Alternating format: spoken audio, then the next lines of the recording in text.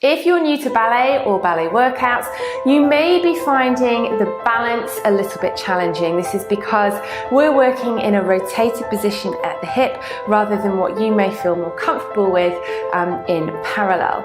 So balance can be an issue, and in this video I'm going to give you some tips to help you with your balance and some exercises that you can be using to help strengthen up to see a difference so it doesn't feel quite as tricky as it has been doing. If you haven't yet subscribed to my channel, please do so and hit the bell to be notified when I post a new video every Tuesday. So to get started, as I was saying, it is a little bit more challenging for your balance when we start to work in a rotated position at the hip. And of course, ballet, we are rotated at the hip. And when you come to stand on one leg, that can be very, very challenging. So there's a couple of things that we need to really work on.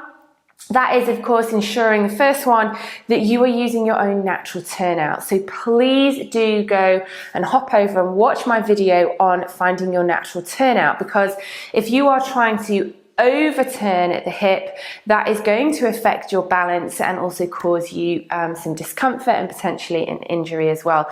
So working in your natural turnout will help your balance. Secondly, your core is really, really important to help you with your balance. So any core exercises that you can be doing to strengthen up the core, and again, please do go and check out some of my core workout videos, is going to help you with your balance. But even when you strengthen the core, you still need to be able to understand how to apply it to help you with your balance. So the first thing we're going to look at is standing on 2 feet. We're going to stand in first position, obviously rotated at the hip, with natural turnout. The weight placement is over both feet. We're not over on one side or sitting in one hip. The weight placement is very much over both feet. We need to make sure that the posture is correct. So making sure that we're stacking, you've got a natural curve in the spine, but you are engaging your core to hold the corset area here nice and steady. The other important thing is to make sure that your head is placed on top of your spine, that the head isn't leaning forwards. If you have a tendency to push the chin forward and lean the head forward, that is going to take you off balance. We always want to make sure that our weight is predominantly over towards the front of the feet rather than in the back in the heels, because we don't want to be falling backwards. When we come to lift the heels off the floor, the weight will need to transfer slightly further forwards. You can see the difference when I'm standing on 2 feet and when I come forwards up and lift my heels, the weight does need to transfer slightly forwards. So thinking about the correct posture and how you're standing and your weight placement is really important.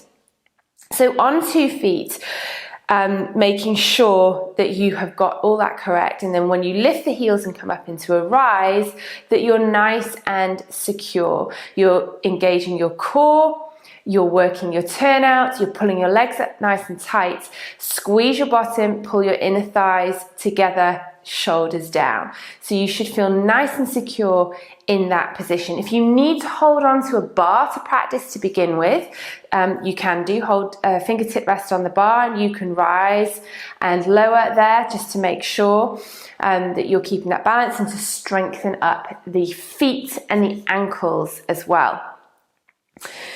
When we come to move on to one leg, so we're going to practice raising the foot into a little petit retire, we want to make sure, again, we're obviously having to transfer the weight over to one leg, but we don't want to be sitting into this hip. So I can transfer my weight over my right leg and I can then relax. I can sit into this hip and relax this way. That's fine, I can still balance there, but when I come up onto a rise or move, it's going to put me off balance. So instead of sitting into this hip, we need to lift out of it. So hopefully you saw the difference then. This is me relaxing and sitting in the hip. My leg is still straight, but I'm in my hip, and we're going to pull out.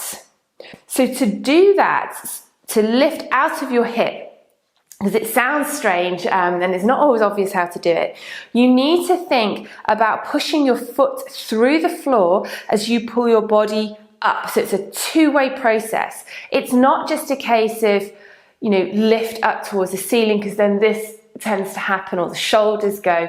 It's a process of pushing through that foot on the floor, feel length coming in the body, and lift up in the body. So you're gaining more space between your lower ribs and your hip. You're trying to lengthen out that part of the body and lift out of the hip. So that when we're transferring over and we're coming over to one leg at a time, yes, the weight comes over, but not into the hips. So some nice exercises to practice here.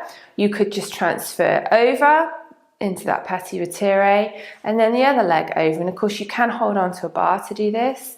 Over and over. Then you could take it, you could challenge yourself. Take it pate retire, lift the leg further up and down. Low, squeeze up and down. Then you could add a rise in. So you could take it low, squeeze up and down. And again, low, squeeze up and down. Again, as you add the rise in, maybe hold onto the bar to begin with until the ankles and the feet are nice and strong and you've strengthened up that turnout as well. But really helping you to find your center and use your eye line. So you're engaging the core, making sure that the body is placed in the correct position as I showed you at the beginning. So finding your center, making sure that you are nice and well balanced before you then take that rise. The other important thing for balance is your eye line. So if you're looking at the floor, obviously that puts the posture out slightly, and that's your focus, is the floor. But we don't want to be on the floor, we want to be upright and we want to be well balanced. So taking the eye line slightly above your natural eye line, lengthening the neck, finding a spot on the wall in front of you and focusing on that spot will really, really help with your balance. Once you've got the core under control, shoulders are down, really working the upper back as well can help. And squeezing your turnout.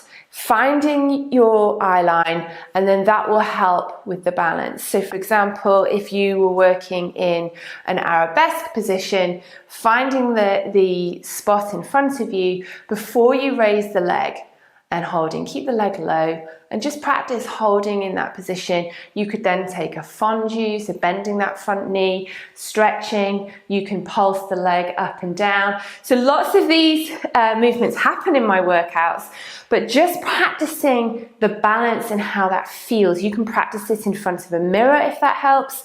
For some people it really doesn't and they prefer to feel it. But finding your center, finding the point at which you can hold that balance comfortably is really important. So as you're in this position, you can do a little body scan. Okay, have I got natural turnout, or have I overturned and now I'm just struggling to even balance on one leg? Have I engaged my core? Am I pulling up out of my hips? Because of course in this arabesque position you can still sit into this hip. So have I pulled up out of my hips? So turn out through the leg, pulling up the leg nice and tight, core lifting away from the hips, pulling the shoulders down in the back, taking the arm out, eye line, and then you can raise the leg and hold, and then you can challenge yourself a little bit. To begin with, you could have a bar in front of you if you wanted to hold on to something, and taking a little bit of a challenge there as well. So those are my tips for balance. There's another couple of exercises that you could practice with a transference of weight. So you could bring the legs into second position, take a plie, and then you could transfer and bring that leg up nice and high into a retire. Take it the other way and bring up, really using the core, sides of the body nice and long, so that this transference of weight side to side is held nice and firm. You could then bring the legs into parallel and work more with a transference of weight forwards and backwards. So you take your right leg back into a nice deep lunge with the knee coming towards the floor if that's safe for your knees, and then bringing that leg up into the retire. Back down, weight over two legs, and up, lifting out of this hip. You could then bring the leg a little bit further forwards and down and further forwards, and then onto the other leg. Bring it down and up, using all those muscles, finding your center and up, and so on. Then you can bring the leg further forwards. So practicing a few of those moves, moving in different directions, will really help you feel what the core should be doing, working the turnout or in parallel, coming forwards and backwards, and make sure you're lifting out of those hips. If you enjoyed this video, you found it helpful, please do share it, hit the like button and comment below and let me know how you get on. And don't forget to subscribe to my channel so that you can view more of these helpful hints and tips for your ballet workouts.